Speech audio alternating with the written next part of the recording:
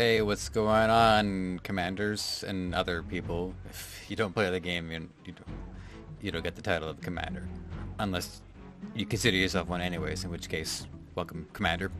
This is Seph, and this is Battle Legion Episode 3. Now, I am streaming this on D Live at the moment, but I didn't tell anybody, which dramatically lowered my chances of anybody showing up from slim to technically still slim.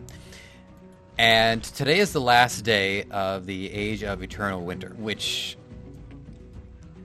if you haven't played the game, or you're unfamiliar with the game, or you're like brand new to the game and you don't know any of this, there are eras, and each era comprises of 4 seasons, and each season lasts about 2 weeks. And today is Sunday, the 20th of February 2022, and Season 4 of Age of Eternal Winter is coming to an end. And I figured I'd do a video on it to go over some of my experiences from this era, I guess the overall state of the game, and get into quite a few battles. So if, by some chance, you watched the last video that I had done, you would see a build somewhat comprised of the units that you see here. This falls under the Titans variant. And I have since decided to make better use of all 3 of my slots. So I now have 3 builds. One is still a Titans, which I'm about to talk about.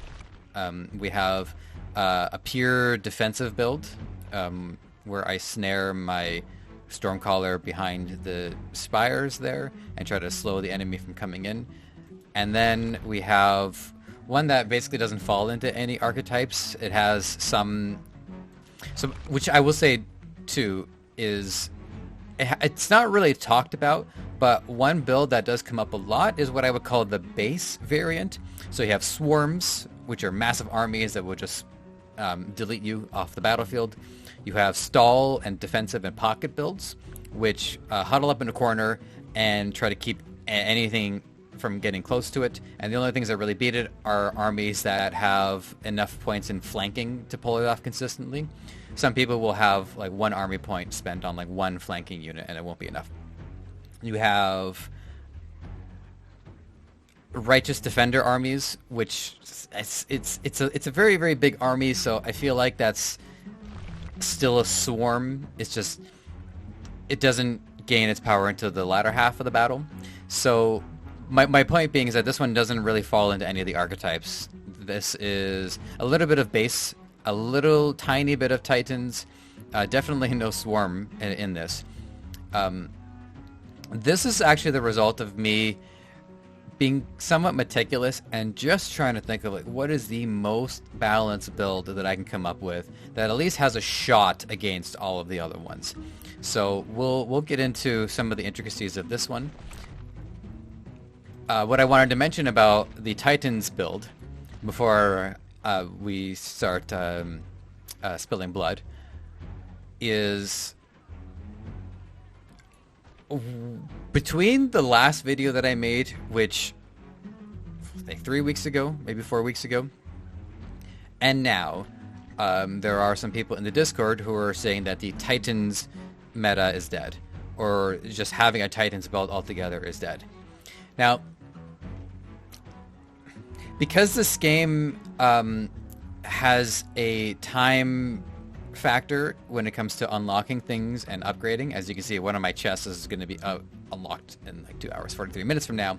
Just as an example, is switching from one dead meta to a living meta isn't always doable. Sometimes it's a matter of if it was a swarm meta, I don't have the resources for a swarm meta, and by the time I accumulate the resources for it, I've either liquidated all my assets, or enough time has passed that the meta has changed anyways.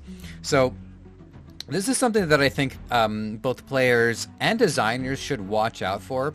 Is metas shift? They're always changing, and if you know me, you know that I hate talking about meta altogether. I've always despised the concept when it comes to games because I think it influences players' behavior, and it disincentivizes players from adopting the playstyle that fits them the best. But anyways, people want to debate me on that. That's cool. For them to say that the Titans meta or Titans variant or just Titans period is dead is like, okay, well, it sucks for me. I guess I'm fighting from beyond the grave because I'm not going to just be able to switch so easily. Now, as time goes on and I accumulate more resources and I can start putting other armies together, then maybe I can be a little bit more adaptive. But as somebody, if I'm going to deal with the meta, I would rather keep my eyes out on it, figure out what it is, and see if I can counter it, rather than follow along with it. When you get into a Go game, which is the term I use for mobile games, I think they should be called Go games, and somebody put this in the Discord eloquently, the Battle Legion Discord, they said, this is a marathon, not a sprint. So this is something that you could be playing for the rest of your life, frankly. I've been playing it for 2 years, and as time goes on, I only get more into it. Every now and then I take a break, but for the most part, I mean, even if I were to take a break, I just put on autospin and just let the game play itself for a while. I come back and made some extra money. In-game money. But, we'll get there. Alright, let's get into a fight. It's a swarm. I don't think I have a very good shot against this one. They have the opening armor artifact, which means that for the first couple of seconds I don't do any damage to them. And we'll see how this goes. We're holding off quite a few, but they have a lot of wraiths in the back. Wraiths, they're fragile, but they hit like a truck. And the assassins are still alive too, so they're also hitting like a truck. Yeah, no, we don't have a shot at this one.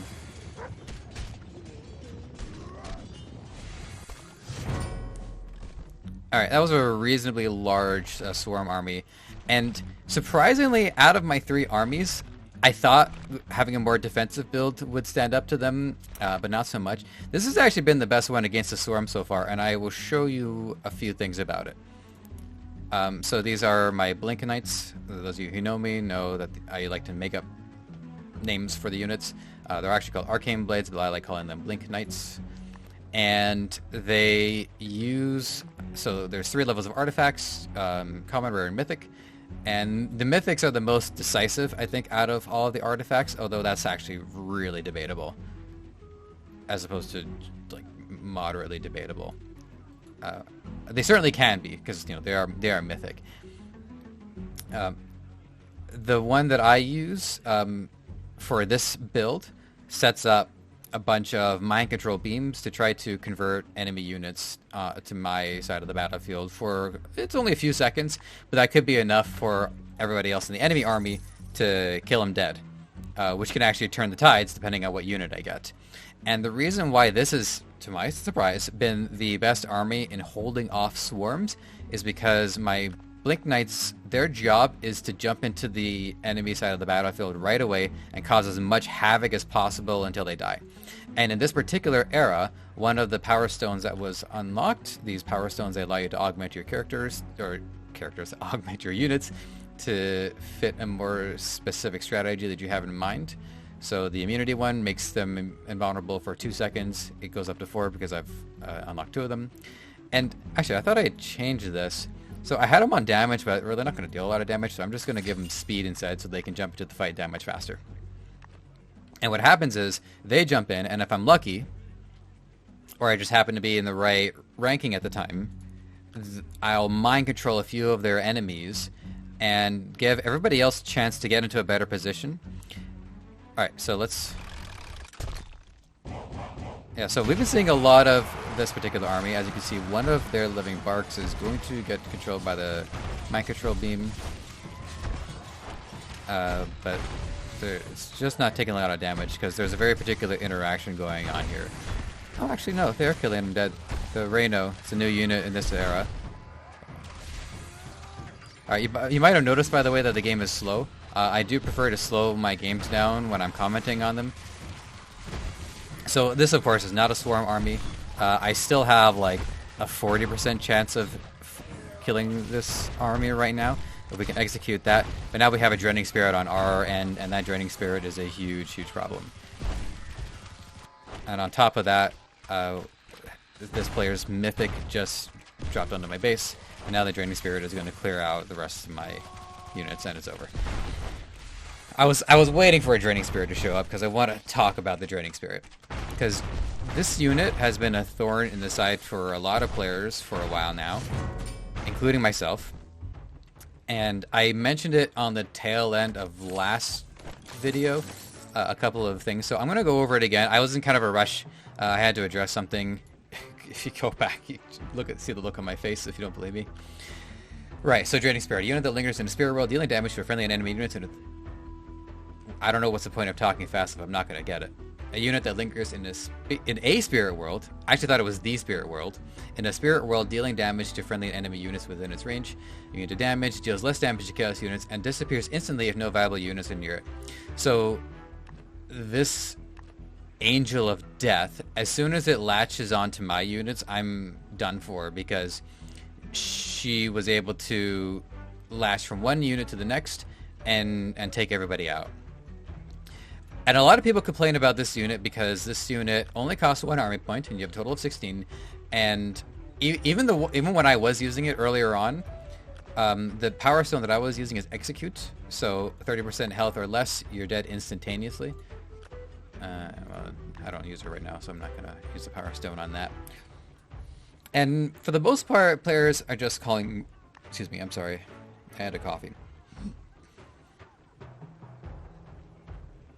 I got lucky there. I almost just had that coffee again.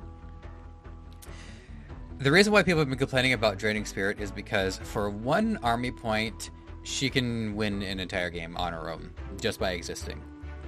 And you saw it on that last one, but let's see if I can invoke another. Okay, another corner build.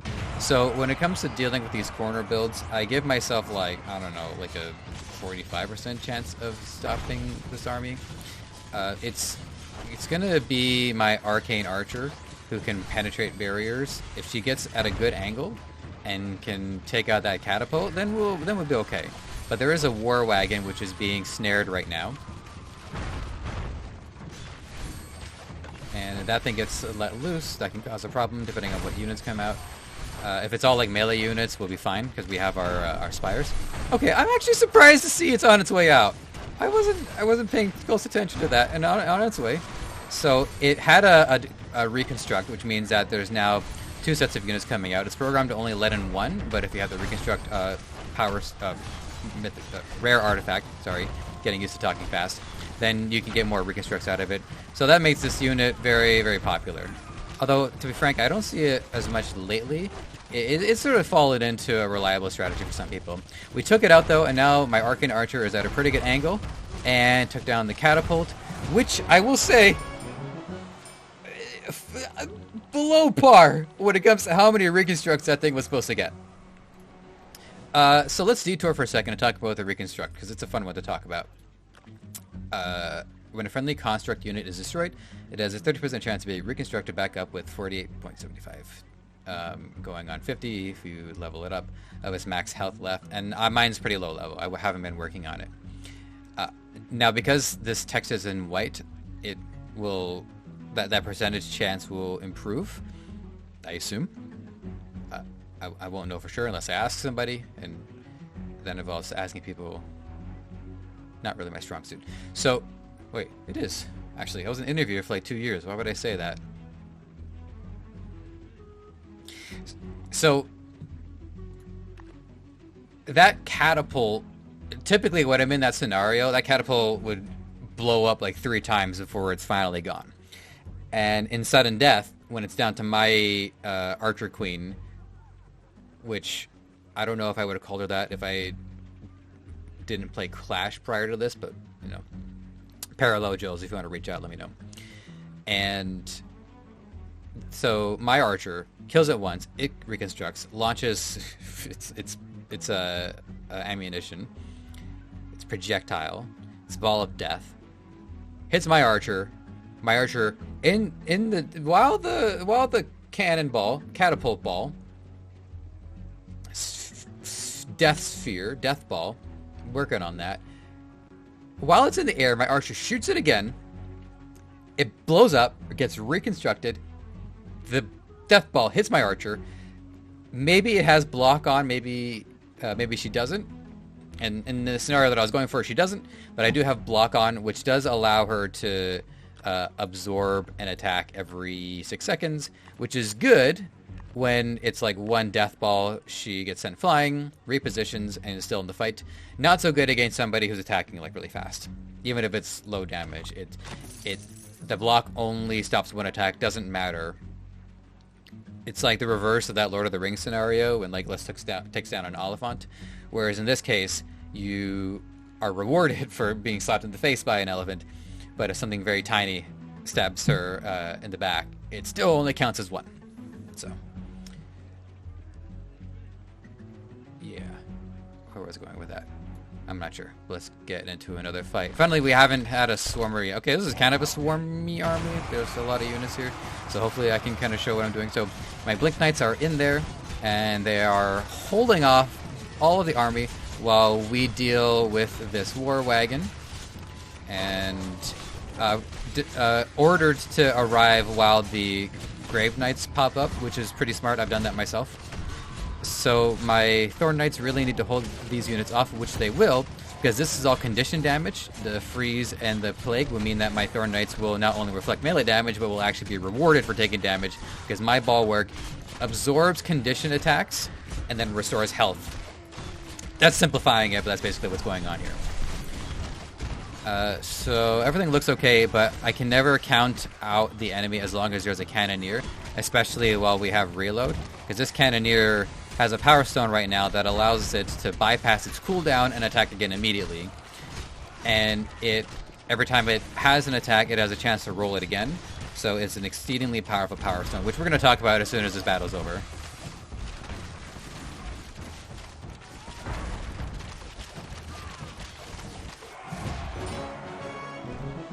Right. So let's actually, my Cannoneer. Wait. You know what? My Cannoneer is in one of my armies, actually, so I guess we'll just demonstrate it. So one of the Power Stones that came out at the beginning of the era, which I will go on record and say I disagree with, is Reload. It's mythic, so, you know, like with artifacts and units, there are common, rare, and mythic Power Stones. Attacking has a 50% chance of resetting attack cooldown. Now, for a unit like Stormcaller, who is due for getting another reload, I should add. Oh, well that's... There we go. Although I am tempted to put Execute on, but no, I don't need to do that. So my Stormcaller is... Oh, she's due for an upgrade. Let's do that. The Stormcaller's attack speed is 0.1 seconds. Which means reload is busted on her. Straight up busted. However, she is somewhat used to having excessive damage output because there's usually the aim Power Stone, 25% chance to deal demo damage on attack, which is also busted on her. But with somebody with a slow attack animation, like, well, actually, I accidentally clicked on the Druid, but she has a reload of her own to improve her healing. I also want to talk about the Druid. Alright, so this is the Cannoneer, and my Cannoneer has 2 reloads, which means my Cannoneer has a 50% chance of resetting attack cooldown. So I will show you this from my side of the battlefield this time. Alright, so these birds are annoying. The fewer units a player has, the more likely these birds are going to distract a vital unit. For instance, they stunned my Barrier Monk for a second there, and if that Ball of Death had landed like a second earlier, then my units would have taken the same amount of damage that they took anyways, because that Ball of Death seems to have worked. Oh, and by the way, catapults this season also have reload. So, yeah. I will draw the line at certain strategies. I'm like, no, I'm not going to do this. If I want to be this callous about the way I play, then I'm a pretty defensive player, and even I'm like, okay, well, you know, I do want to, I need to like attack. People aren't like pure offense, pure defense. Well, some people are. You know, I'm like, I'm defense leaning, but I still have like a 35% offensive. So yeah, I don't know. I wasn't even paying attention to whether or not that was working. I honestly can't tell you if it even happened at all during that match, and I don't care. But I do want to talk about what happened with reload. So I don't have like a spreadsheet of exactly what Power Stone was released at what season per era. I don't have that information. Regardless of how it was deployed in the past, I don't advise having reload be introduced early on in the season because it decides what the meta is going to be. This has been Age of Eternal Reload. I typically have a hard time against pocket strategies, and in this particular scenario, my ability to even go even with them was near, like, just hardly on the table. And what I think is an even deeper issue is always like, how does this influence the players? So whether if they're used to being in the corner for previous seasons, it's just a player's typical playstyle. It could actually have a more profound effect, so I will be curious to hear about feedback on this one.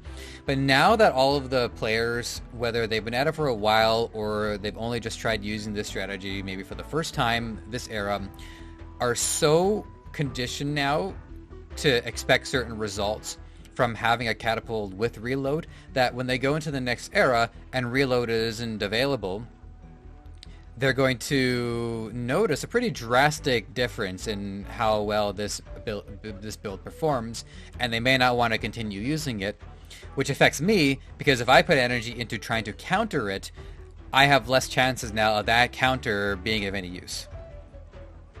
And I just noticed my microphone spiked a little bit, so sorry about that. Let me just turn that down a wee bit. Okay, that should solve that problem. Sorry. Now again, I am speculating with this. I'm pretty sure that there will still be people playing in the pockets for every season. However, I think that if you have these power stones that are that influential, I do not think it's a good idea to have them released at the beginning of an era. I think it's fine to release them in the third or fourth quarter, especially the fourth. The fourth quarter, I think, is the time to do this because it just blows it wide open, and it actually starts weaning people off whatever the current meta might be by introducing some power stones that are so influential that whatever was the dominant meta might not be dominant by the fourth season. Things just go nuts, and chaos ensues. And so by the beginning of the next era, everyone's somewhat open to just going with the flow.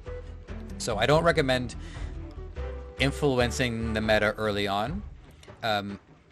If we have to have a meta, and we do, as much as it drives me crazy, then I would suggest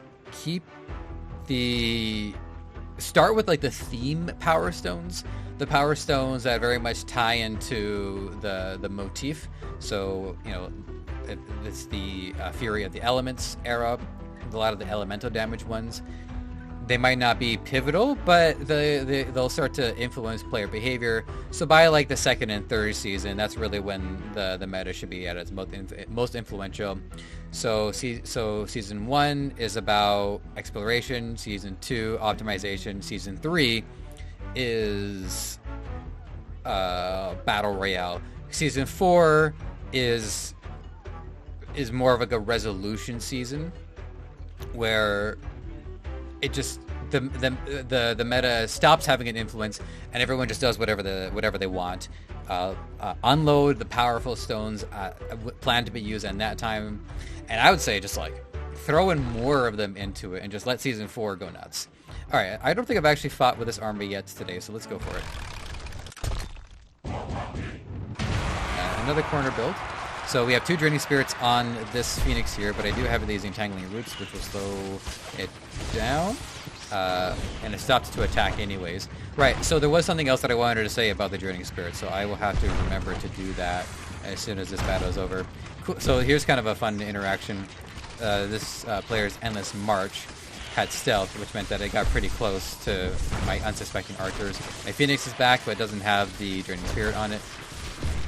and a meteor right on my Stormcaller skull. That's just lovely. There's a lot of things that aren't going my way, but we did take out the catapult, and depending on what units come out of the war wagon, my now dead Stormcaller might have been able to handle it. We'll see how well my archer handles it. Again, this might depend on what. It's all going to depend on what comes out. So we'll see. All right, a bunch of melee units.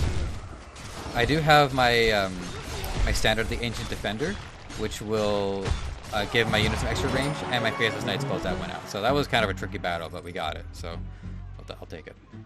Let's give. Oh yeah, so Draining Spirit.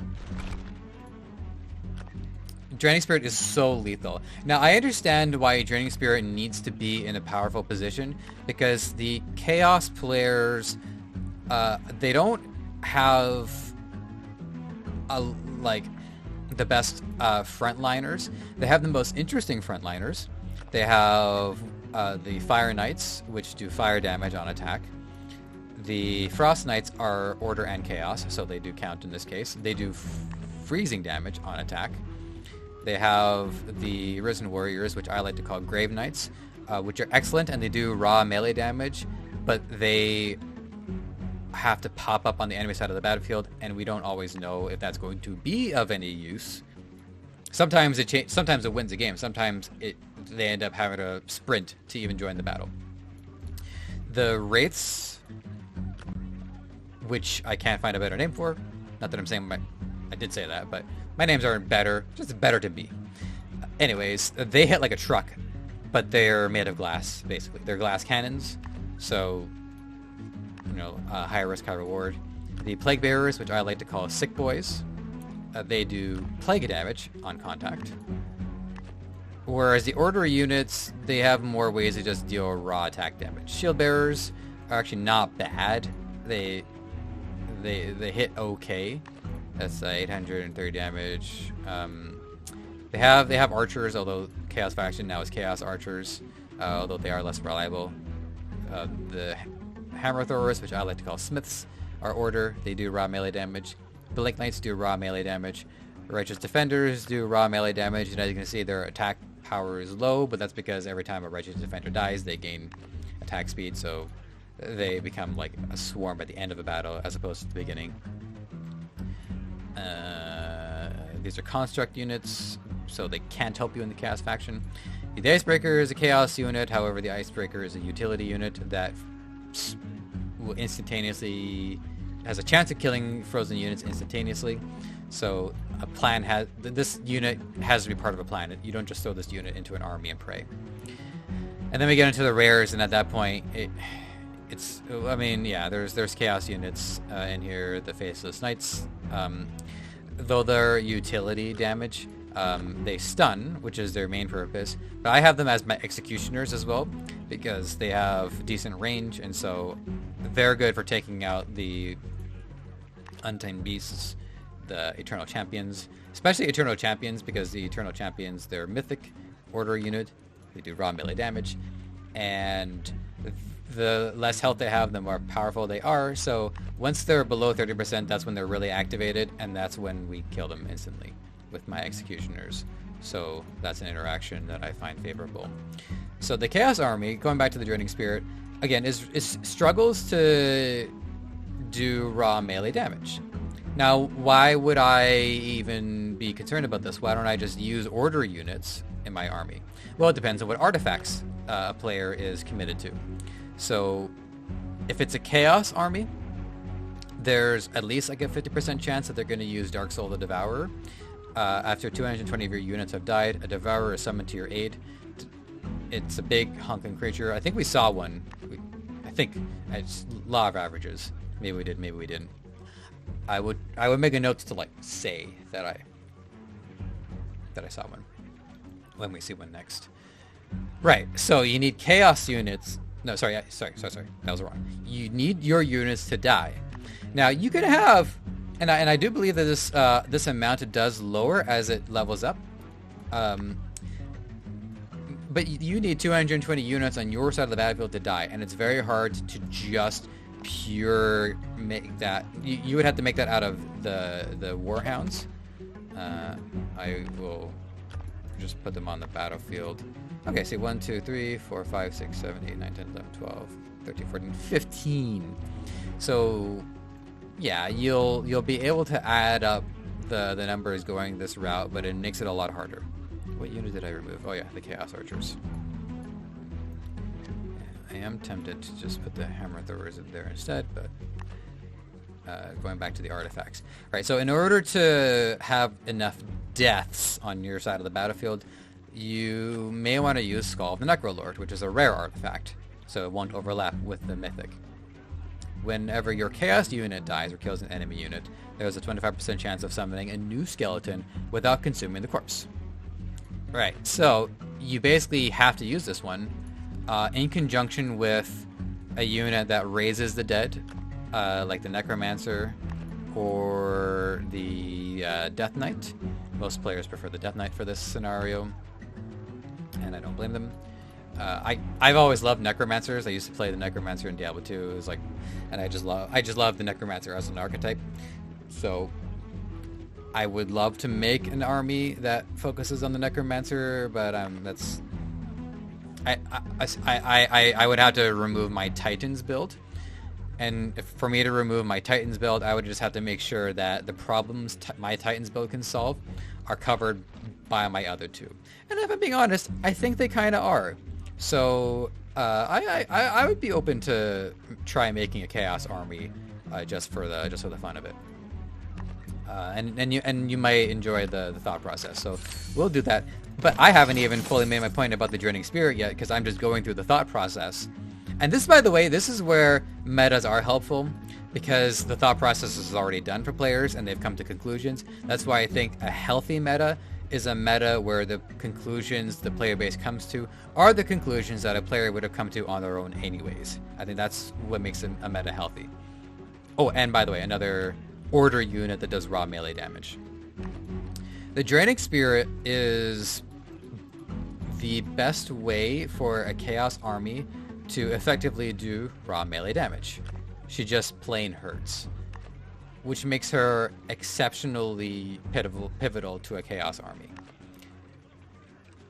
The only armies that she's not going to have much luck against are enemy Chaos armies, because she doesn't deal as much damage to Chaos units, which means if it's a Chaos versus Chaos army, it will actually come down to who's more committed to the Chaos faction by way of their unit upgrades, which is fair, because this game is a marathon, not a sprint.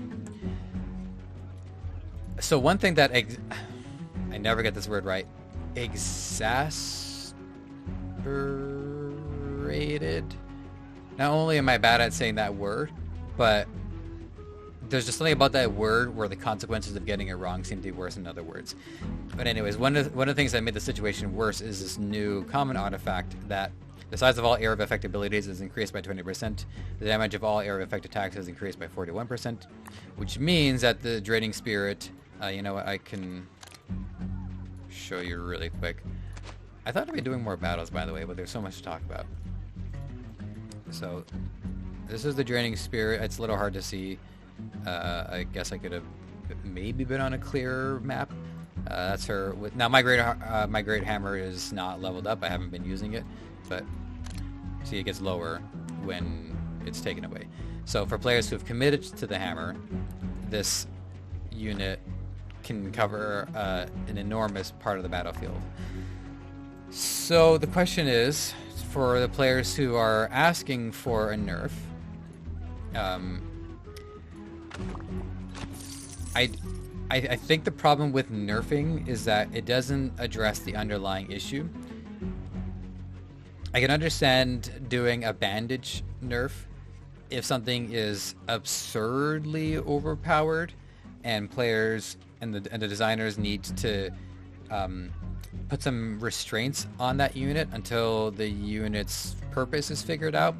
In this case, however, the Draining Spirit, in conjunction with the hammer, is approaching that point, if not already past it. I don't exactly know where the threshold is, because there are a lot of whack things that happen in this game. It's one of the reasons why I love it. I think it's more a matter of like, how do you redesign the unit in a way that accentuates its strengths and also exposes its weaknesses. There's lots of options. Just to spit a couple of them out. One of them is, okay, well, first it lowers its damage. It could heal chaos units, which incentivizes the enemy player to have a chaos unit in there to tank it.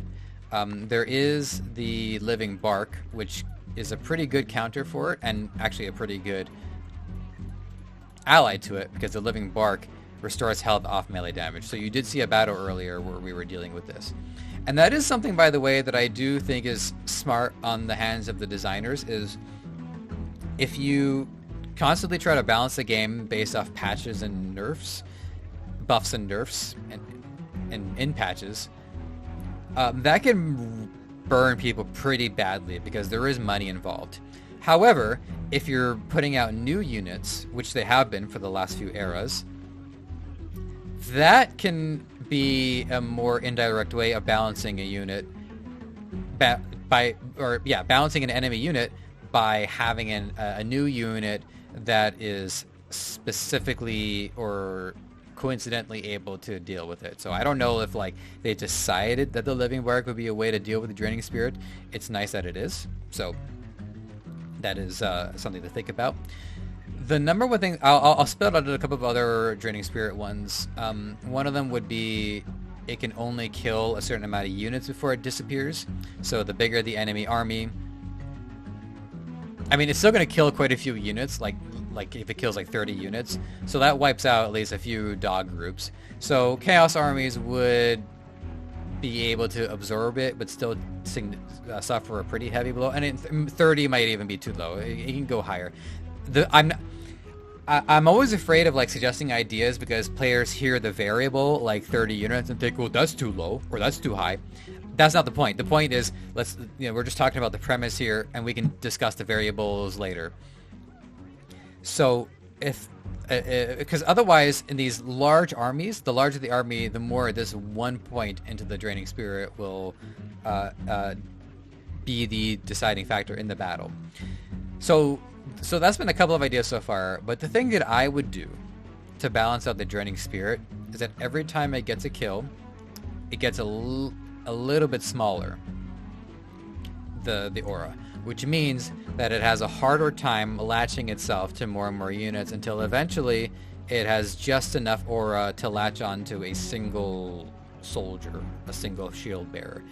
And when that unit dies, the draining spirit has less chance to relocate to another unit before it pops. So for players who are using the Great Hammer, it bought themselves more time. Now there's more aura to reduce. For players who are only using one, they'll still have a good time, but they're not going to be able to spend 1 point to win entire battles. Okay, 1 point should help you win certain battles, but not like over half of them. For instance, my Arcane Archer can win battles. I wouldn't say she wins more than half of them. She wins 15% of them on her own. And it's about putting a bunch of units together that can all help win battles. So that's the number one thing that I would do, is I would just like every time the draining spirit kills a unit, it gets a little bit smaller.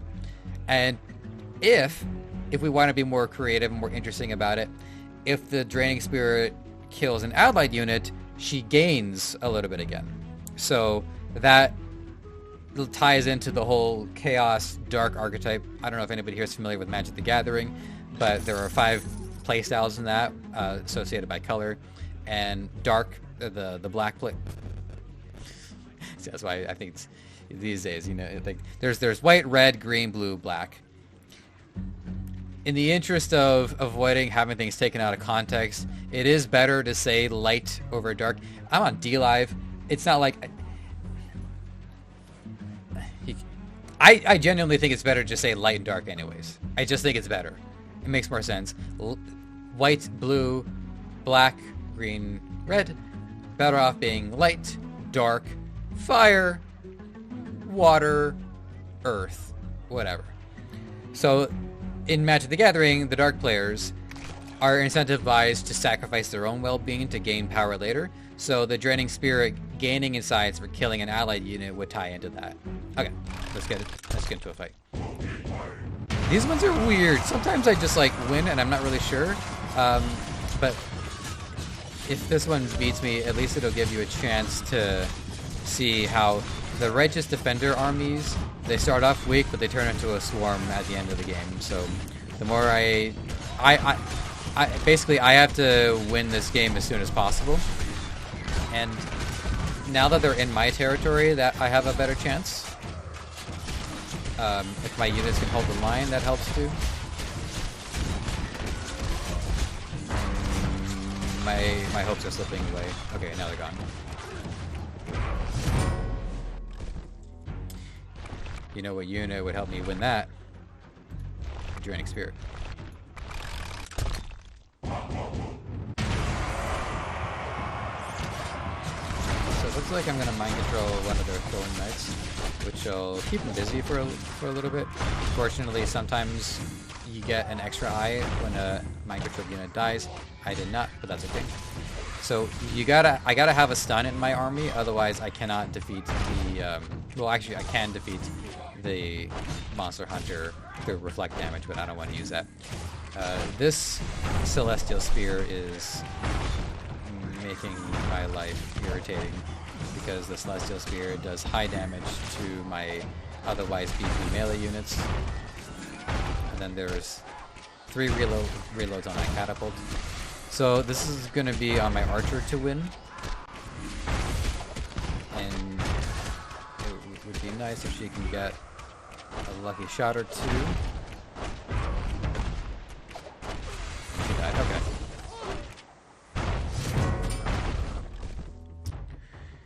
Alright, I'm going to make a swarm. This has not been my era. I'm not the best player. I don't intend to make any secrets about my standing as a player, but I've done okay in the past. I managed to briefly crack the ceiling, but I feel like the reason why I did this well is because I was ahead in Power Stones, and I don't feel like it was my strategic thinking. So this was definitely like a learning era for me. But as you can see, like I've done pretty good. I'm in the upper tier of players. I'm not one of the pros. Not yet. This game is a marathon, not a sprint, and it can be a little discouraging to always be a year behind from other players. But you can make up for lost time by playing more. And you never know. Maybe they get burnt out. Maybe they take breaks. So as long as you're playing, you're on your way to winning.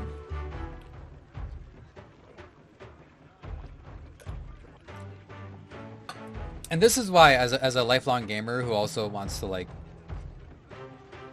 have an income, I really do recommend picking up a Go game. These games do not have to become your primary source of entertainment. I wasn't expecting this to be my primary source of entertainment. It became that way because I just find it so compelling. Okay, before I make my Chaos army, I'm going to re-theme this army because I like to have different themes. I didn't go through all the trouble of collecting all of this just to not use it. So I feel like it's good mojo to try to reskin the units so that they fit. And I like to, and I was thinking of just doing like a winter theme for all of mine, but that's not fun. So this is going to be a summer theme. Unfortunately, my Endless March are the ice cubes because they don't have any other skins at the moment. So hopefully we get like a reddish one to help contrast. And then the reason why my Blink Knights are hot pink is because it's mojo for the eye. It's like they fight in service to the what was the name? I forgot the name. Ives of the Ancient One. So actually, let's just get into one more fight, so we have a chance to show this in action. So these nature units, part of their power is to start the battle invisible, which is actually good for me because my Blake Knights get further into the enemy side of the battlefield. But this is still a bad fight for me because of their enemy Stormcaller. So we really just need to kill everybody else super quick. Untamed Beasts we can handle because of the reflect damage. The Lightning Spire is getting a lot of mileage right now because the fewer enemy units, the fewer units that it has to choose from to stun. So we're basically stunning everybody. And as long as we have at least one unit that's still in range, the Lightning Spire can still do work.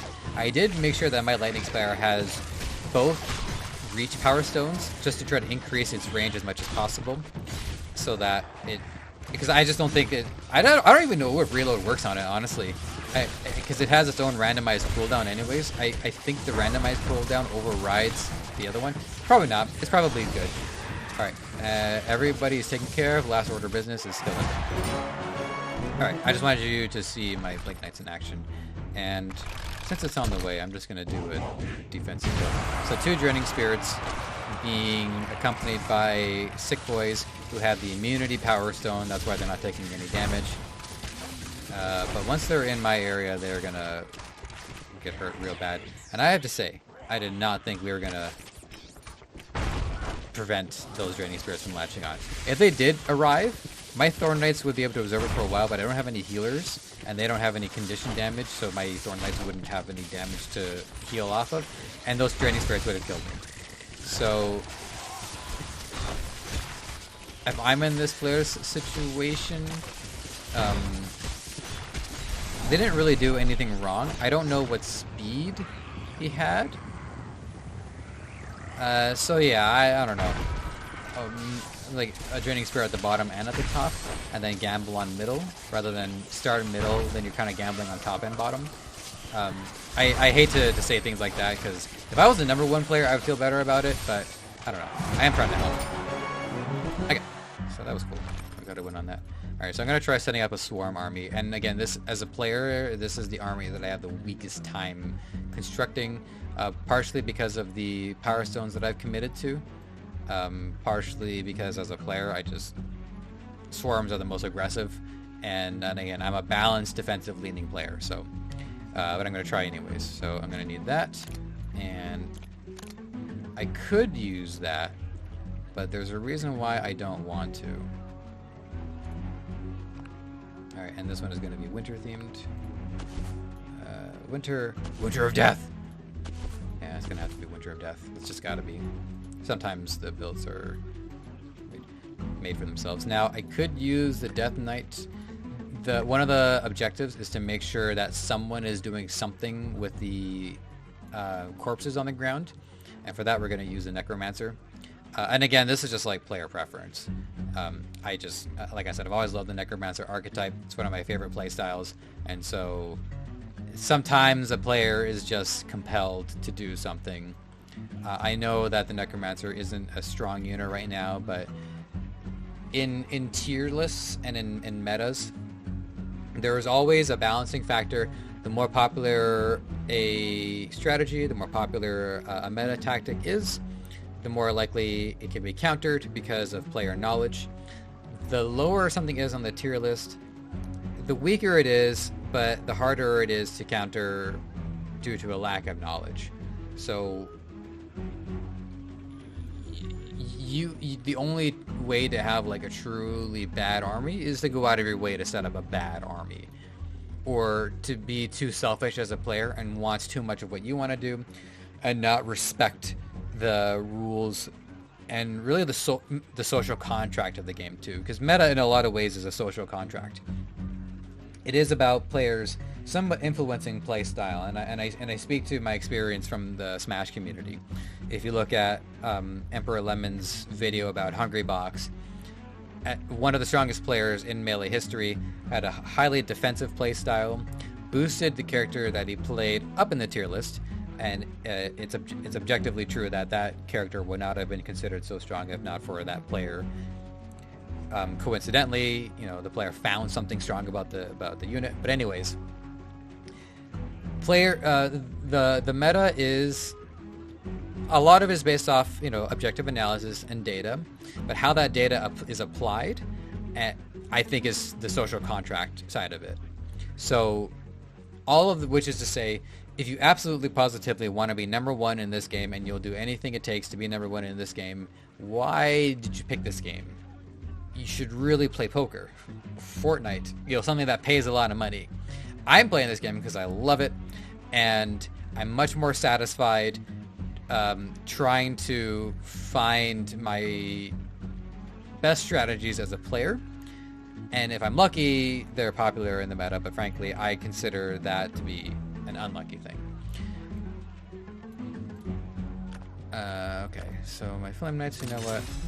I'll just get them up to 120.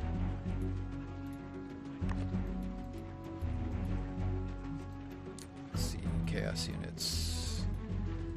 See, one of the things that I have a problem with as a player is that I haven't exactly I have strong instances of each unit, but I don't have multiples of it. See how the rest of my units, they were all like level 8 around that time.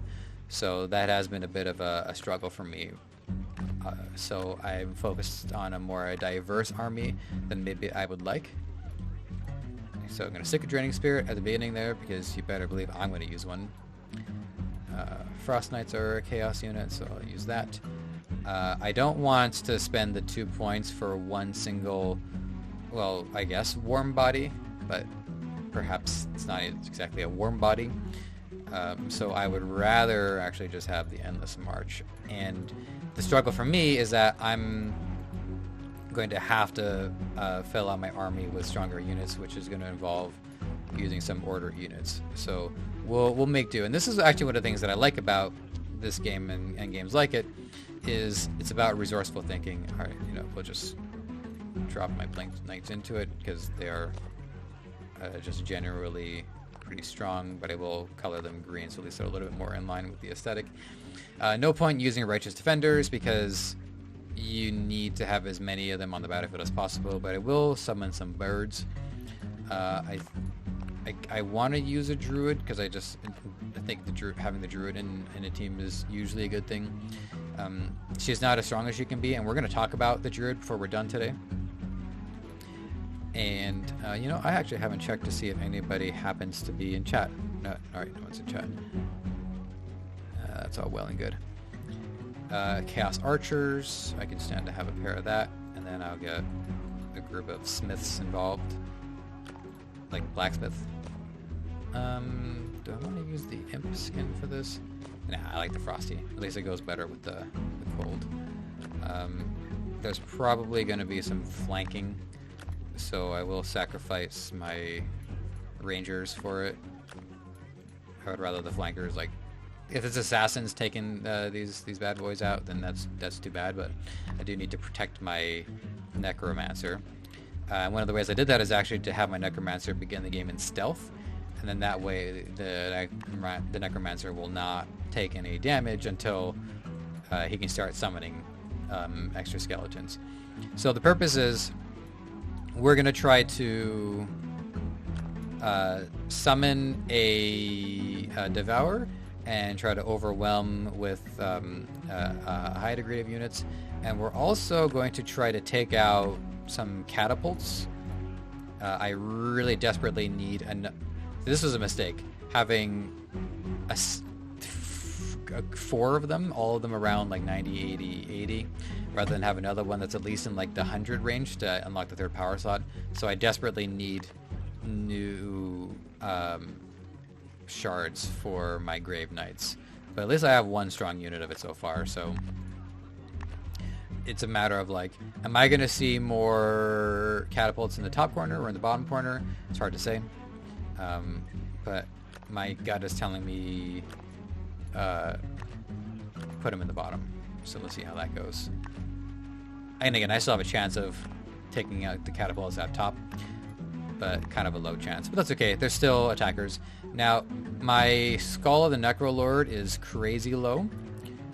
So, and I do have the Necromancer that's going to be able to summon skeletons. And a lot of my units are going to die. So, it might actually be a bit redundant to have Skull of the Necrolord. It might be. You would think, like, thematically, why God, like, it looks like something that belongs to the Necromancer.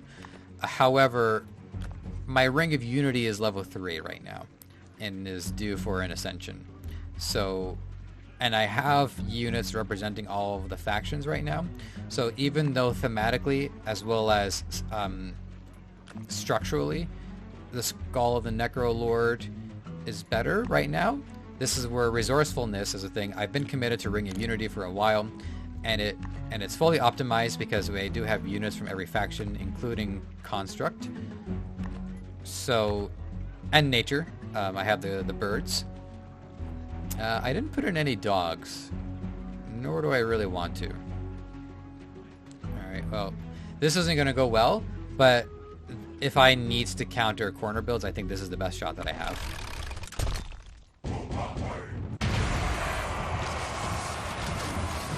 Alright, we really want that Draining Spirit to be dropped off on the enemy line, and it is.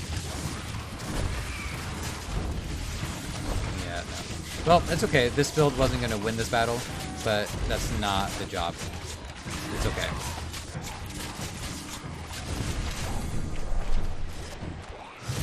Let's run 2 more battles and see if it has a favorable fight. Alright, so let's pay attention to how the Draining Spirit makes life miserable for them. Look at all those dogs that are dying. It is clearing through my back end here. And my only hope left is, yeah, I'm not designed to beat this one either. That's okay. Alright, let's try one more and then we'll rotate through them. Okay, this should go a little bit better because of the Righteous Defenders. So this is what I was saying. I'm just going to use my archers to take the assassins and actually get some skeletons going. There is a Mind Corruptor, which is irritating. But so far we're actually pushing through the enemy lines pretty well. And a lot of that is, I would say, the Draining Spirit, but also a lot of range attackers here. A lot of my units are dying, which is actually good news because it means more skeletons. The Necromancer's got a lot of work cut out for him so far. And I think we have a pretty good shot of winning this one. I don't see any major turnarounds. This player has a hybrid build where the player is committed to using more mind control to turn the tides of some battles, and mind control will actually become a pretty big problem once we hit sudden death. And as you can see, we were able to kill quite a few units, but now that this second group of them are gaining health and attack power, we're in a lot of trouble here. So hopefully we've summoned enough units to conjure the Devourer. We have. And I don't think the Devourer is susceptible to mind control. The Devourer can handle the Draining Spirit. So the Devourer needs to protect my archers while they clear out the enemy archers. So we do have this battle. Well, sort of. Okay, we got it. Cool. So this one can actually stand a chance against Righteous Defenders, although that one was a hybrid build, so I need to see how this one functions against the regular one. So, while on the way, let's do a defensive one. But there's no barrier monk, so this one should go pretty well in our favor.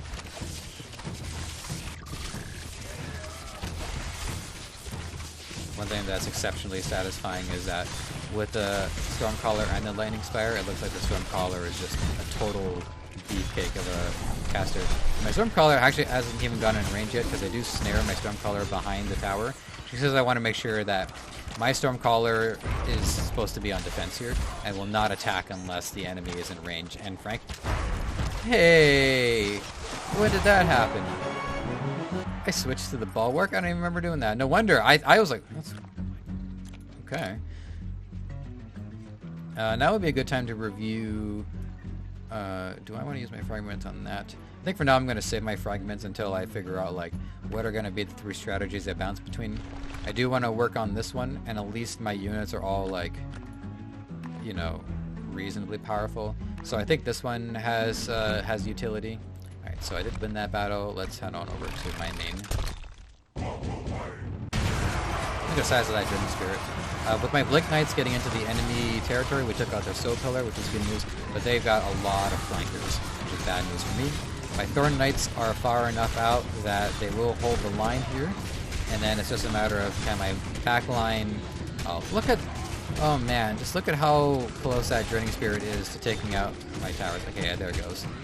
So my Endless March is holding off quite a few units back there. My Hammer Throwers desperately need to stay alive in this fight. They might be my best shot of winning right now. Well, basically any range unit. So my Thorn Knights have held the line exceptionally well. Again, this is the problem the Chaos armies face. Bulwark is absorbing the condition damage, which means that they've been able to stand up to a lot of the enemy's units. The Draining Spirit decided to go after that Thorn Knight, which I'm very grateful for. And now we just need to kill this bad boy real quick. Okay, that knock away. Oh no, no, no, not the skeletons. No, not the skeletons. We were doing so well. It was the Draining Spirit. That's what cost them the battle. And what I've been trying to do is use the Blink Knights to push them out into enemy territory. And I think having my Thorn Knights on slow has been a problem.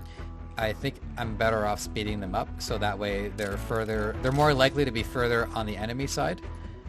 And there is a Druid assigned to them, so they are supposed to get their heals. They get Crown of the Lightbringer, so they're being healed by that. They're going to be healed by the Bulwark, so I've done everything I can to keep them alive. I think having them on slow has been a mistake. Now you notice I didn't put a speed one in. What's funny is that speed is like the one power stone where it's actually worth having the lower tier ones that come out earlier on in the season. Because maybe I just want to leave them on their default speed. Maybe I want them to be on max speed. Maybe I just want to give them 10%. So I'm just going to go absurd with it and just see like if max speed is going to push them further into enemy territory. So again, my Blink Knights, they've gotten into the fray and they are rooted by the tree, but they can ignore rooting on attack. However, this player is a pretty good defensive player. So we're in a lot of trouble right now. We're lucky that our Lightning Spire is still hitting enemy units. That Blink Knight was able to take out that Soul Pillar, but unless we can clear out and start getting a shot in on the Stormcaller, as soon as this shell cracks, my enemies are going to melt like the nougat inside of a Cadbury egg. For those of you who don't know what I'm talking about, I recommend looking it up. They had to target the tree because that tree was more important. Alright, so if I had Chaos Archers, we could have had someone go after the Stormcaller, which makes me consider, is it worth having the regular archers or is it worth replacing the Hammer Throwers? But if we had Chaos Archers, we would have damaged that Stormcaller and possibly killed that Stormcaller. So I'm gonna give this combination a try.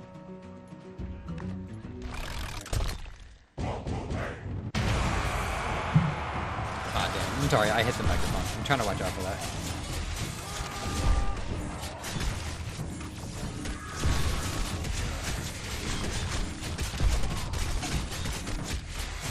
Okay, so this Titan's build is countered pretty hard by what I have between the Monster Hunter, or the Witcher as I like to call it, and the Eternal Champions. All of their melee units will succumb to the reflect damage, and now it's just cleaning up. So my build hard counters this one.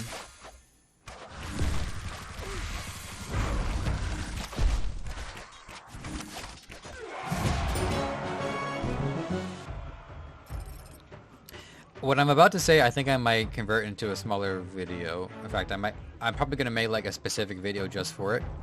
But there's two techniques that you might want to learn. I don't think I've seen anybody really talk about it by the names that I'm about to use, but these are what I call it. There's snaring, which you see a lot of, and there's splitting, which you don't see much of. So snaring is when you trap a unit on your army you trap a unit in your army using usually structures, but sometimes you can do this if you have slow moving sturdy units like the Spike Lords, which Thorn Knights, but I like calling them Spike Lords, or the Endless March, which have a perfect name, in my opinion, and I can't think of anything that I think is better, which is again totally subjective. So I'm gonna. You've seen it a few times, but I'm gonna do another one just because. So my Stormcaller is snared in those two towers and will not be coming out. So as soon as somebody gets close enough, the Stormcaller goes to work, and it's pretty. I have to say, it's pretty satisfying when a Stormcaller and a Lightning Spire are together, because it looks like it's all part of the Stormcaller's attack.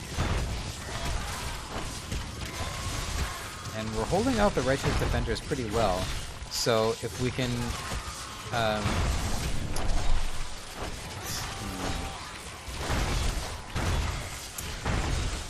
Makes me wonder if the wall and the entangling the roots was the best option. I mean, we still have some hope, but it's slipping away pretty fast.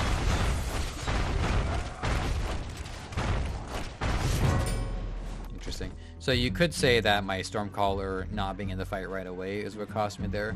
I think also just not really controlling the enemy enough. Perhaps having this stick here isn't pulling its weight, although you did see it tank a lot of the damage. So I think what I'm going to do is actually try to double down on my defensive build here. So I'm going to try moving everybody back. See if I can get a thinner one just so that it slots in a little bit easier. That's pretty bunched up. I can go with that. My Arcane Archer, want it down there.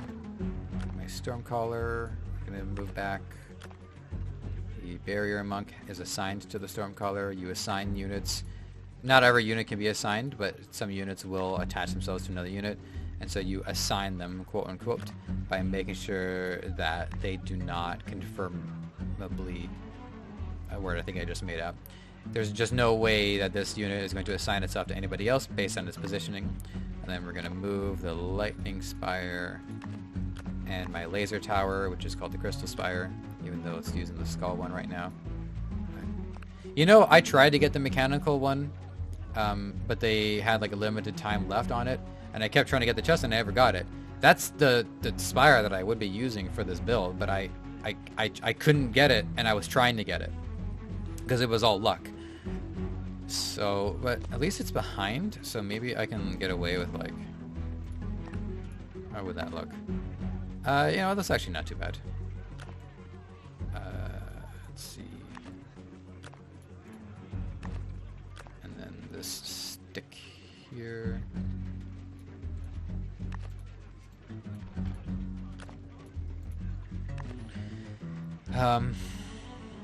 That's everything I can think of. Now, the reason why I have the Faceless Knights is because in the event that there's a Monster Hunter, and the Monster Hunter does not get the Thorn Guards or the Spike Lords, listen to me. My Faceless Knights are the only other way to counter the Monster Hunter. And even though that's just one unit, it's enough to cost me a whole battle. So I do, and they are pretty useful altogether as backline defense. So my defensive build, which is the most defensive leaning, so I do struggle with it in certain areas. There we go. Welcome home, Stormcaller. Yeah, so I mean, I only started this one recently, so I'm still working on everything. But so far, none of their units have really caused too much of a problem. The Phoenix is getting some good attacks in, and depending on how many reconstructs this thing goes through, it could actually just win the battle straight up. Okay, that was 2. Okay, we're gonna unleash the Trojan Horse, or the War Wagon. The Faceless Knight has a job to do, which is stun that thing. Okay, so you saw the War Wagon was snared in the corner, and you will see that on occasion. I think I will move that. Yeah, it's as good as it gets, I think. Although, I will say, if I have him over here, that has a better chance of slowing more units coming in from above, so that might be better. And I do have the stick here. Did I unlock any? I did. The only reason why I had the conditions one was because I was out of defensive power zones at the time. That's why I would never willingly use that. Alright, so that was snaring. You saw the war wagon on the enemy side, and you saw me snare my Stormcaller. And now I want to show you splitting. Now, this is one that I've made up. And I do see some players use it, but it doesn't come up very often. Unfortunately, it hasn't really been too pivotal of a strategy, but at least it is something that I can show you. So splitting is when a stationary unit influences the movement of another unit without stopping that unit, because that would be snaring. So I have some little OCD. I just want those two things to be lined up. And I guess I'm going to go with a more summary one. How's that one looking? It's not even. How's that one? It stands out too much. Nah. Alright, I'll just go with the skull, I guess. I would use the divine one, but I haven't been able to get that one either. So here's what's going to happen. Unless me being meticulous with my placement is changed any of this, which it might, so we'll have to keep an eye out for it. One of my Faceless Knights will be snared in the middle between these two spires. The other two will not. So the south one will go bottom, the north one will go top. And then depending on how far away the enemy units are, my archers and my smiths maybe will also be influenced by that. And my Endless March definitely will. I think 2 of them get caught in here, and then the rest of them will walk around. And then I have seen it happen where, because these units are exceedingly sturdy, they've actually been able to, on occasion, push my Faceless Knight through the tower. I don't want that, because what I want is to snare one of my Faceless Knights so that it basically becomes a tower as well. So it's a level 150 Monster Hunter. Well, if I don't kill that Valkyrie, then I'm in trouble. I was so fixated on that, I didn't even see the assassins. Alright, so even though that distraction could have made my Faceless Knight move, my Faceless Knight went back to its home. But these units were influenced to go north a little bit because of the assassins, so that's why most of them are splitting on the top, and then only one of them is going south. But if it's an even thing where there's no distractions, they will evenly be distributed between top, stay, middle, and bottom. I don't even know how this battle managed to go so well for me, honestly. But some of it does have to do with how I'm able to use my units to extract value. So, for instance, the assassins that this player sent against me, they want to take out my fleshy units, my squishies. My Endless March started at the back of the battlefield, at the beginning of the fight. We're able to distract the assassins until their invisibility wears off and kill them, which means that for the 1 point that I spent, I subtracted 2 points of value from the enemy. Now, one of the problems, though, when you're faced with this situation is, how do you spend those points as evenly as you can across battles? Well, what if there are no assassins? What if there's no flankers? What if there's no flankers whatsoever? Well, then how do you still get that value? So that's why using stuff like a stick or a trap behind, while it's highly effective when it does work, if there's no flankers, then there's no reason to use it. And this is why I've tried my best to come up with a highly balanced build. So at least by having a melee unit that is pretty slow, even though I have put a speed bonus on it, it will be in the back long enough to address any flankers to an extent. Like once it's like 6 groups of flankers, no, my Endless March will not hold it off, and then I'm probably done for. But if there's no flankers, my Endless March will join the front of the battle.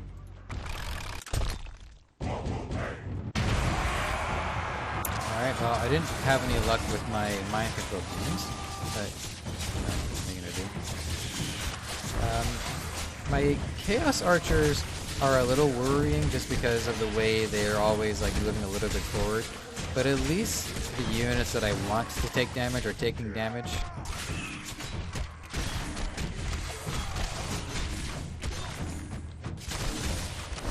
And they are getting to this drum collar where other units would not, so this reflects pretty well on them. But they are a little worrying. Okay, my Blink Knights are going to distract all of the enemy army except for the War Wagon. So whatever comes out, everyone else is ready to deal with it. Only one Endless March decided to address it, and everybody else just decided to head to craft services, but that's okay because the Endless March can hold it off actually, and then the Faceless Knight that's assigned to defend middle is also going to go deal with him, and then some Chaos Archers might shoot at it, and then we have like one Hammer Thrower. So all in all, for about 1.3 in terms of my unit, actually no, yeah, well, the 0.3 would be the single Faceless Knight, one Endless March, a couple of Archers, one Hammer Thrower. We've been able to deal with the 3 points that the enemy player spent on using the War Wagon in the first place. And then the remaining Endless March made their way to the front to help reinforce the front line, and that's the best thing that I could hope for. So the enemy army is caught within my death bubble, which involves stunning, lasers, and then my Faceless Knights need to execute the high priority targets, and then the game is ours.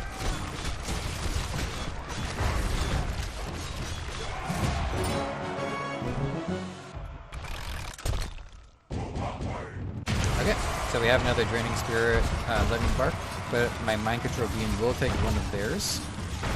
So this is going to mean that the enemies are going to redirect some of their damage towards that. And if this unit dies while under Mind Control, I might get an extra beam out of it, but they're just not going to die quickly enough. But that's okay. The primary objective is to just push into the enemy's territory as far as we can, and having my Spike Thorns on speed, let's not think into that. That's helped out a lot, and now we need to shoot these things down. And we don't have now. I guess not having my my Faceless Knight, there's not going to be any execution. My archers are at least distracting the catapult, but there's a lot of things not going my way, and it's all because of this combination right here. So these things really need to die, and they really need to die right now. All that pressure. All right.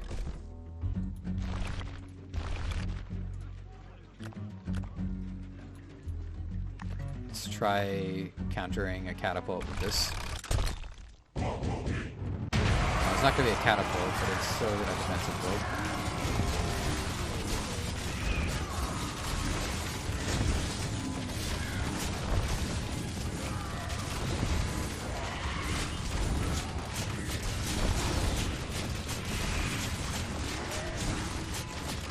This one went surprisingly well.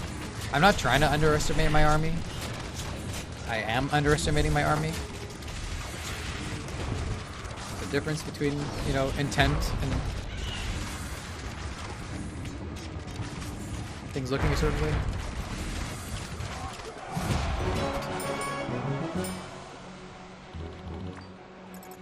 Jeez, I don't even know how long I've been doing this for. It's hard to say.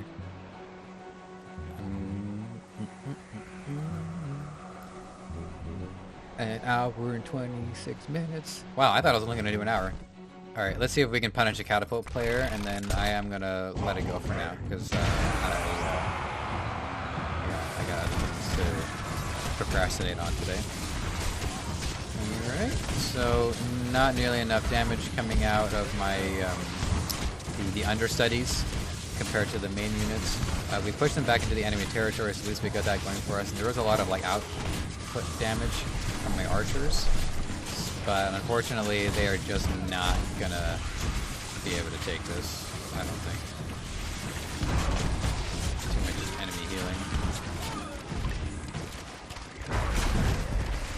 Oh, the Devourer was summoned, which is nice. Wait a minute. Do we have hope? We have hope! Oh my god.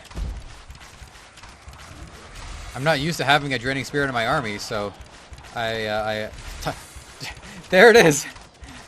There it is! There it is! I could not have underestimated this army more. Wow, alright.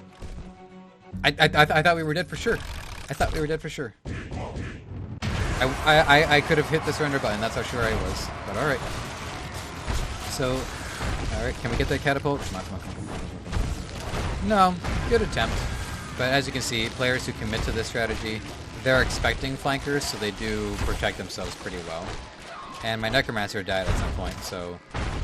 Ironically, a build that I had no hope of winning whatsoever took a game off the enemy player, but the build that I was expecting to be able to counter was not able to effectively counter it. And a lot of this is really just positioning, is having the skeletons show up in just the right spot so that they attack the catapult exclusively. So can I move them over? And will that mean that I end up not hitting a catapult that's a little bit more to the left? Let's find out. Alright, well this is an order army, which means my Drained Spirit has basically arrived at craft services. We have these two flanking units coming in, which are going to distract the Cannoneer, which means that the Cannoneer is very likely to have a suboptimal targeting algorithm. If it shoots the ones in the back, it's not going to hit nearly as many units as if it got, you know, the main buffet in front of it. The Draining Spirit is gradually taking everybody down. So yeah, I think we have this one. Let's take my finger off the slow button and let's watch this battle. See what else I can comment on. So this player has gone with the Ice Claw.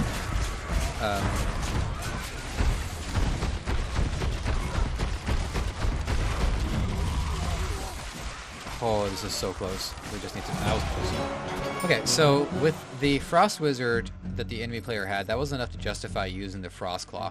Now, I wanted to do a Frost Titans as well, and I just felt that there was just too many things to counter Frost, and even when Frost is working, it's just naturally countered by the enemy having a more reliable strategy. So I really wasn't feeling too good about it, but I do commend the player for that. And it very nearly beat me too, right? Okay, most of the enemy units are distracted by my Blink Knights, which is why I love having them, even if it's just a one unit. And we're surrounding the enemy, but they defended against flankers a lot better. And yeah, no. See, this is what I was saying, where it's like, who's more committed to chaos is going to take this. And if you look at the Death Knight and the Skull of the Necrolord, that is why they were able to output more skeletons than I was. So I've seen enough evidence to suggest that committing to the Skull of the Necrolord is worth at least trying to get to point 3. It does take time, which is why for me it's like, have 3 armies, you have 3 slots, and if you happen to have an army that is popular in the meta, it's probably the best time to, you know, ride that wave. By having 3 distinct armies, I can at least handle more issues. Now this is where and this is the last thing I'll talk about, and then I'm going to wrap this up. This is where it's going to involve, I think, some spreadsheet and some note taking to try to figure out what armies are popular at what ranking. Because we don't predict, there's no way we know what the enemy is going to be. And if I'm being honest, some players suspect that there is some seeding involved, where the enemy army is influenced somewhat by an algorithm. If it were up to me, I would not do that. But if there are reasons why it's done, I would like to hear those reasons. So I am trying to be open-minded about it, but my position would be I would not do that. So I'm at 4468 right now, and if I knew what armies are popular around this ranking, then I would run that army more often, and then switch, and then try to have the dominant strategy for that part of it, because this defensive strategy might do well right now. It might do really well if I can go up a few ranks when the armies change a little bit. So that's something that I might want to do. It would take a lot of effort, but I think it would actually be worth doing, which is have a spreadsheet and start taking notes of like which armies are showing up at which ranking. So let's all right, you know what, okay, so that's the last thing I'm going to say about that. I did want to talk about the Druid, so I will talk about the Druid while I'm going to give each of my armies a chance to win, or to go on like a win streak. So as soon as each army loses, that'll be it. So I'll start with my main. The reason why I call it a main is that in fighting games, for instance, or even a strategy game where you pick a race, a main is like your default. So this is my main. I built it myself. It takes a little bit of influence, and yeah. So that's why I'm just calling this my main. And so the Druid is the last thing I wanted to talk about. The Druid is the most cost-effective healer in the game. She's 1 point, and the only other healing you can get for 1 point is the Blessed Bomb Bot. I prefer to call it Balm Bot, B-A-L-M-B. Now, I've seen the Balm Bot win a game on its own, so it is a powerful option. Not really worth it for me here. So the Druid will randomly heal an injured unit. Will also heal units that are afflicted by a condition like plague or freeze. If if one of our units is mind controlled and is currently an enemy unit, the Druid will prioritize that. And that is basically the only like major priority that I can see. She seems to otherwise kind of pick and choose. I was wondering if like she has some kind of algorithm where she goes in counterclockwise. I don't know. Now, I do think that the Druid could use a little bit of love. There's a lot of cases where she could, prioritize herself on the verge of death and like one toxic take away from death. She could prioritize the Stormcaller that's right next to her. She could prioritize the units she's assigned to. I really think that she could use a little bit more usefulness in more armies. And one way that I would do that is if the... Okay, so I'm sorry. I have to run to the washroom, but I really want to talk about this before I'm done. And I'm just going to edit this part anyways.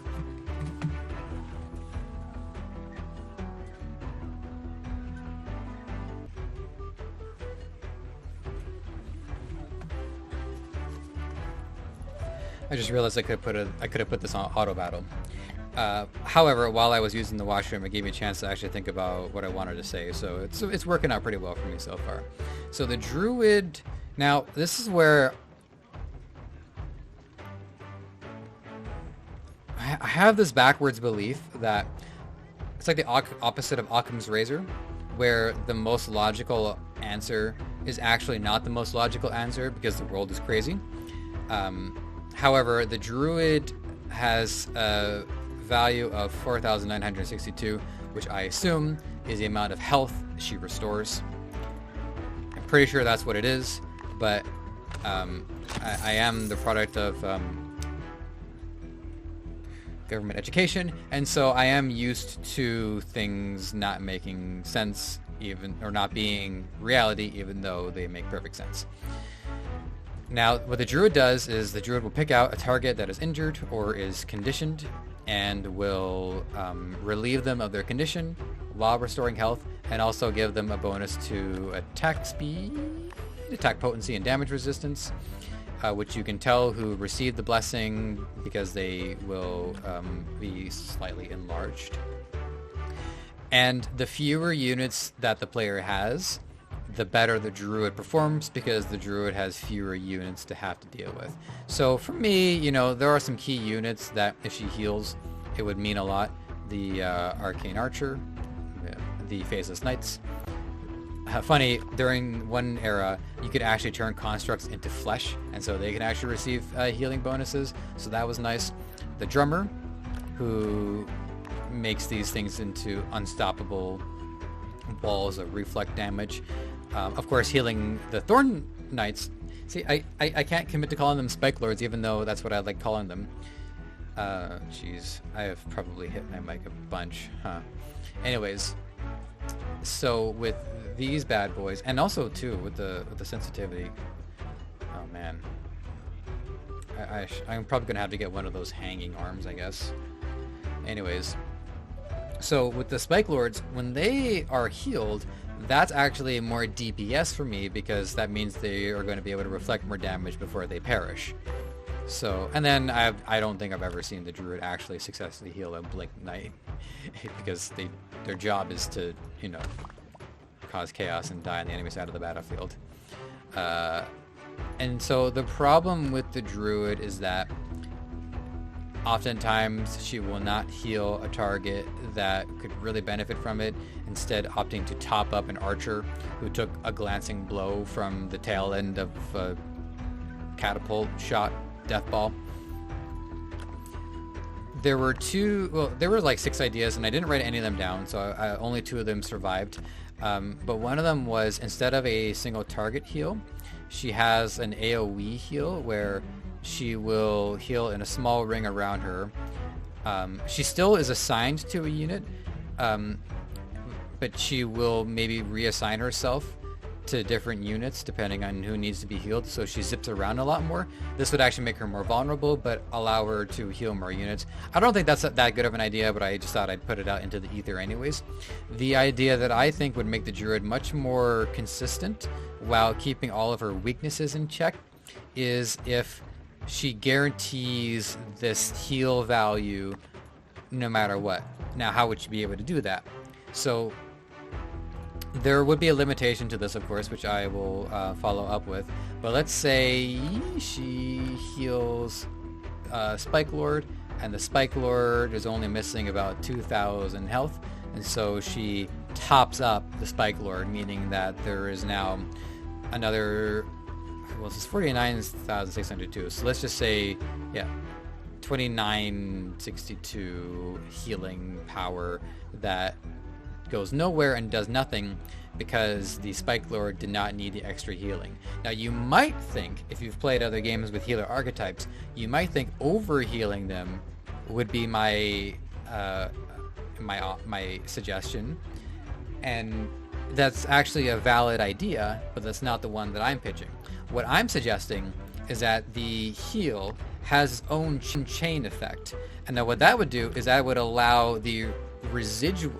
Oh no, I was about to press Control Z to undo that. Yeah, that should be fine. So let's say the heal heals the first Spike Lord, and the 2,000 remaining healing points bounces to the closest nearby target within reason. There would be limitations to how far it can go, but it bounces and it tries to heal as many units as it can. So let's say the next one is down to its last 1,000 health, then it will receive the rest of it, and then the Druid is on to the next assignment. But if it ends up topping up a bunch of units, then I'm going to say probably just give him the attack potency thing as well. If only the initial unit receives it, that's fine. I'm not trying to fight for that part. I think it would be pretty cool to reward the Druid for being able to heal more units and give her a little bit more utility in larger scale armies. But again, the part that I'm advocating for is for the heal to bounce from target to target and use up all of the remaining value. So at least that way, every time the Druid puts out a heal, there's like a 90% chance that damage is going to be, or it's funny that I say damage, but obviously the heal value is going to be spent properly. I wouldn't advocate for this on like, well, what if the Arcane Archer finishes off a unit and there's still like 6,000 damage left over? Should the arrow find another target? That would be pretty cool. Maybe one day we'll see a unit who does that. I'm making an exception for the Druid because the Druid is a one-of-a-kind unit that is useful in a lot of armies, and if we're going to live in a world where a Draining Spear can single-handedly win a battle, I think having a healer around that is a little bit more consistent would benefit everybody, and the armies that can win decisively in an army that tends to have a druid, they're not going to have any hard over time.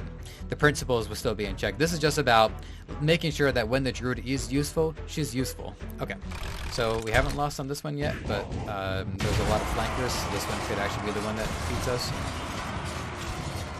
So it's all going to be a matter of how well does my defense do. 3 Faceless Knights, 1 Lightning Spire, and the Endless March are all going to have to work together to keep my Smiths alive, keep my Arcane Archer alive, keep any Archer alive, frankly, and it's already going poorly. But at least my Spike Lords made it to the front line. So yeah, this is not a fight that I can win. And unfortunately, out of my 3 armies, the only army that could win is my own Chaos Army if my Chaos Army was higher level. So this is something that I'm going to have to think about, is how can I stand up to this degree of flanking? I can stand up to like passive flanking. I can stand up to like a couple of points, maybe like 4 points spent into it. I think that one was 6 points, or 4 exceedingly strong points, but it was enough to overwhelm my defense. And as of this video, they're going to nerf Endless March, because they're saying that players who only have one of them are getting what's the word I'm looking for? Are getting a free ride, whatever. Which, you know, that's funny. The shadows actually move from underneath the spires, so I didn't notice that. That's cool. So the Endless March, they have like an absurd amount of health, but they do share it. So if one takes damage, they all take damage. So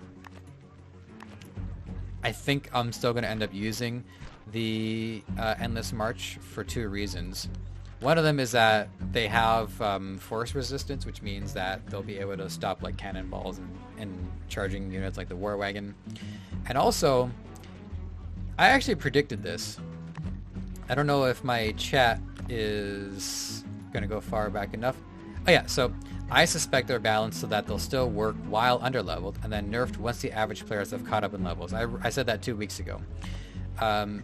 So when some of these new units come out and it takes time to get them to, you know, your 120 where your unit average is, by the time the units have arrived there, they're probably going to get nerfed.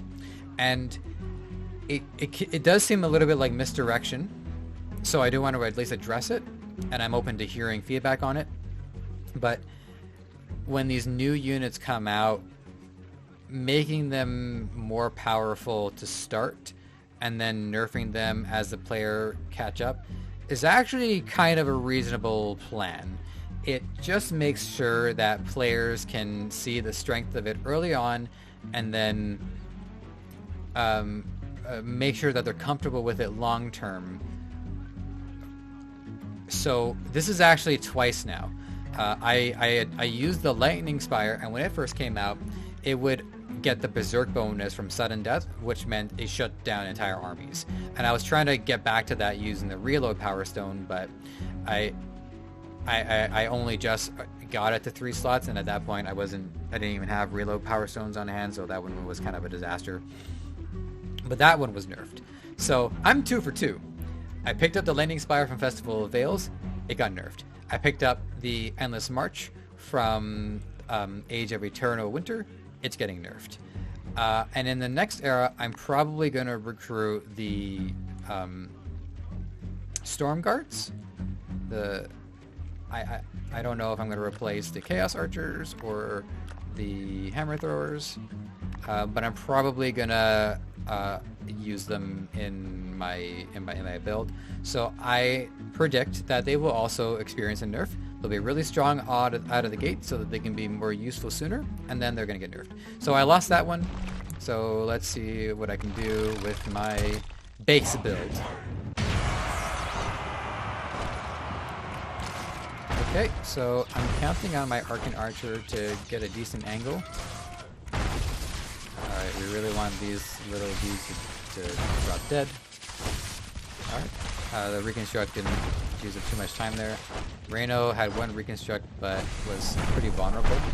So hopefully my winter pendant will slow down that catapult a little bit. My archers are kind of spread out all over the place. And the catapult hasn't really decided to work on my melee units, but that's okay. My Stormcaller was able to sneak its way in there, frankly. Stealth Stormcaller. Alright. Let's try this again. I don't feel too good about this one, but we will at least isolate those rushdown units at first. So the Spike Lords are going to take a lot of melee damage here.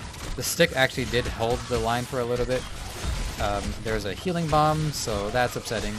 And I just don't know if my Spike Lords have it in them to hold off all of this. And then, of course, the massive reload on the cannonball.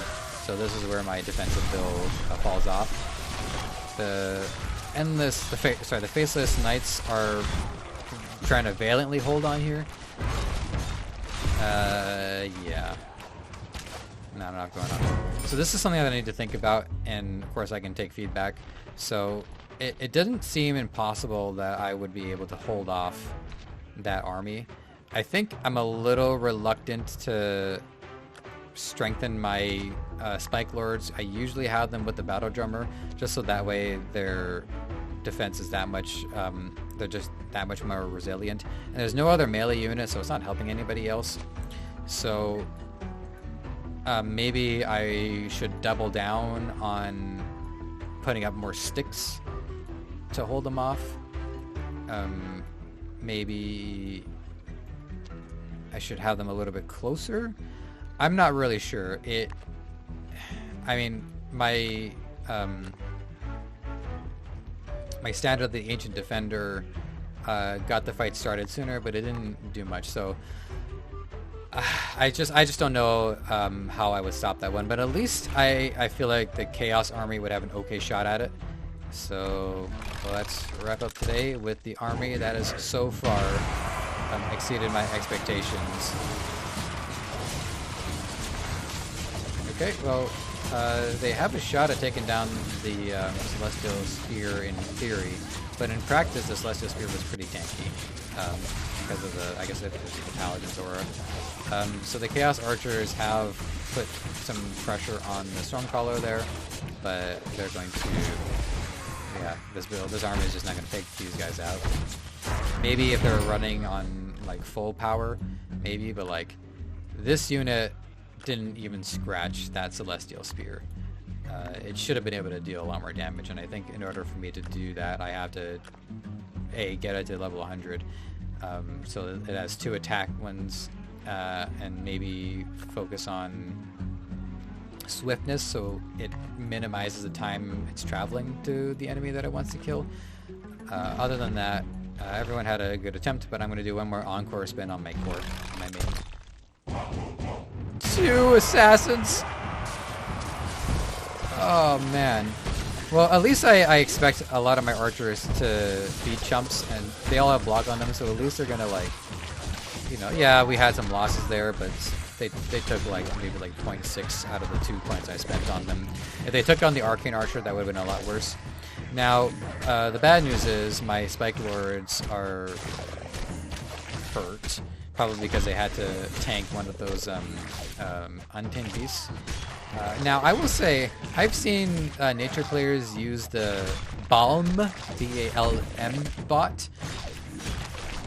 Brings up the Untamed Beast again, and my Spike Lords are just too worn out to handle it. So I've seen that work against me, but we were able to deal with this one.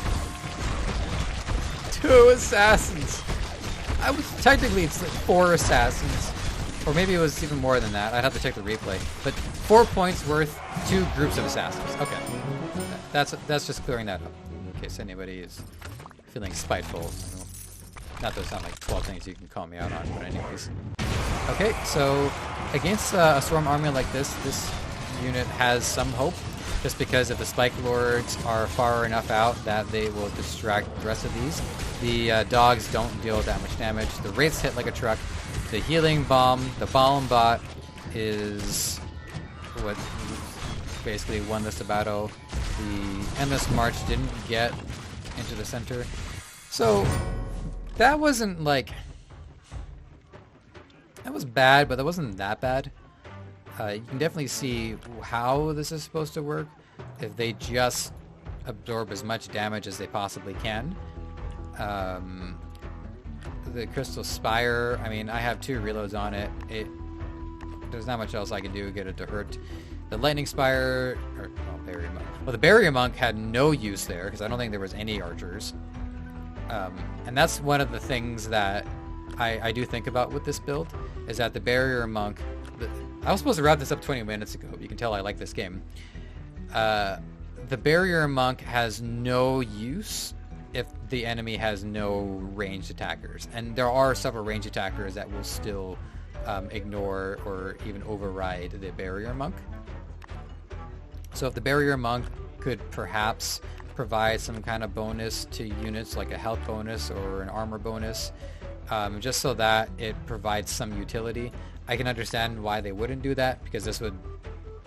One of the ways you balance a unit is make them completely useless in certain scenarios, so it's about probability. So if I were to remove the Barrier Monk, I have 2 points.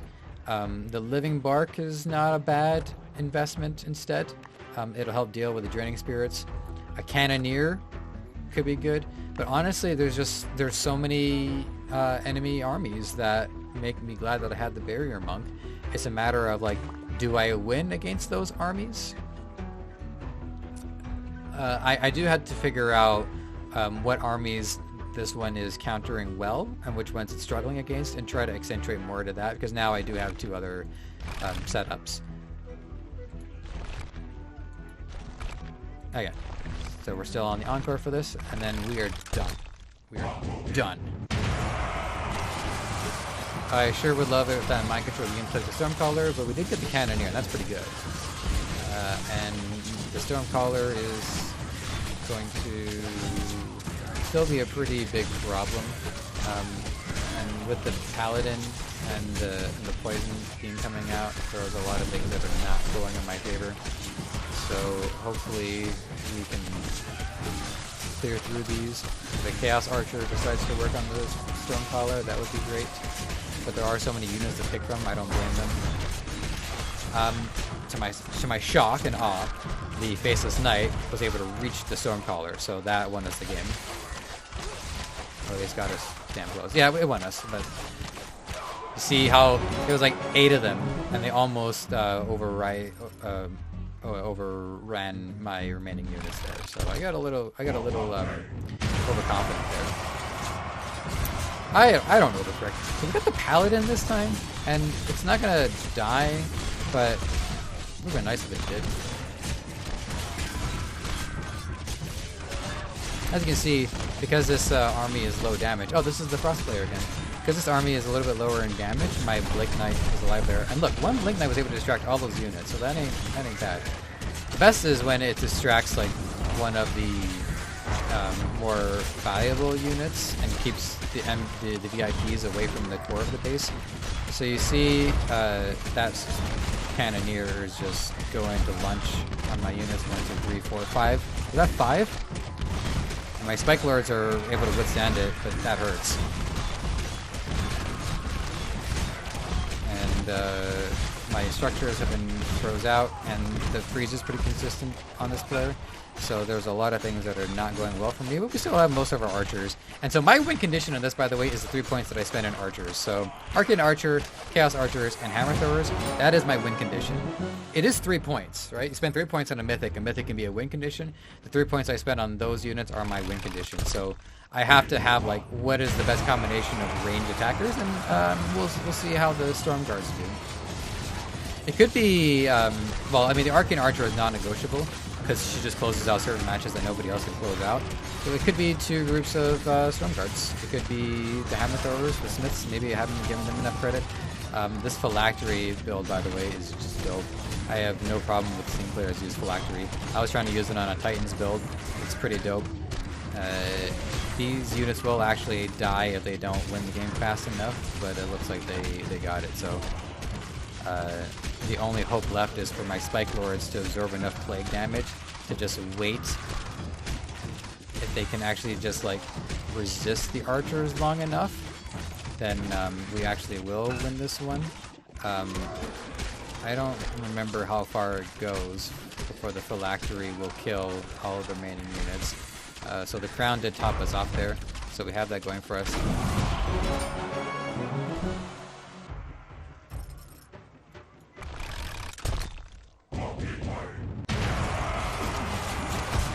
Frost units this time.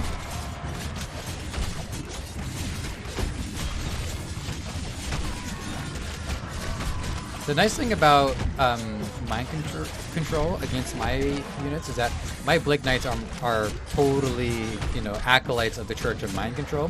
So when they get mind controlled, they come back to our side. My Druid heals them, or Crown heals them, and they get back in the fight. The downside is because my immunity power stone makes them unkillable for the first 4 seconds, it's a huge trade-off for when those 4 seconds are up, and then they just don't live as long.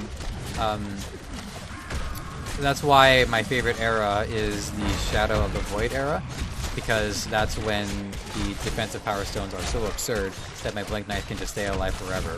That was actually how I was able to rank high, and I didn't even have like a 3-slotted Stormcaller at the time. That's how low rank I was. So I'm looking forward to that. I've been asking for it back. Hopefully we have at least one more go of it, because I do expect it to be gone. But overall, this army is pretty well balanced, I have to say. A slight advantage in terms of artifacts, but pretty smart army altogether. So yeah, I can't be too praised about that one. Alright, it has been 1 hour longer than I was planning. It's been a full 2 hours, and so yeah, that's gonna be it. So if you got anything out of this, feel free to let me know. If you don't play this game, hopefully you see its appeal, and don't go in expecting it to replace anything else you're doing until it does. All right, see you later.